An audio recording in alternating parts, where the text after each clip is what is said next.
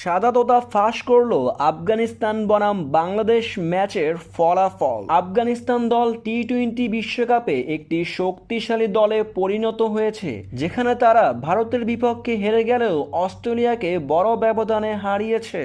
তবে অন্যদিকে বাংলাদেশ এখন পর্যন্ত 2 ম্যাচ খেলে 2 ম্যাচেই হেরে গিয়েছে। সুপার 8-এর লড়াইয়ে বাংলাদেশের শেষ ম্যাচ হবে আফগানিস্তানের বিপক্ষে। আফগানিস্তানকে যদি বড় ব্যবধানে হারাতে পারে বাংলাদেশ, তাহলে সেমিফাইনালে যেতে পারবে যে সমীকরণে। আফগানিস্তানে যেমন আছে রশিদ খানের মতো বিশ্বমানের লেগ স্পিনার, তেমনি বাংলাদেশেও আছে বিশ্বমানের অলরাউন্ডার সাকিব আল হাসান। এই ম্যাচের দিকে তাকিয়ে থাকবে পুরো গোটা বিশ্ব।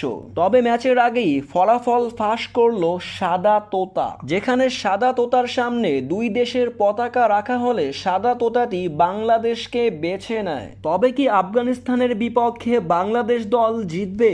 যদি এমনটা হয় তাহলে সেমিফাইনালের কিছুটা সম্ভাবনা রয়েছে বাংলাদেশ দলের।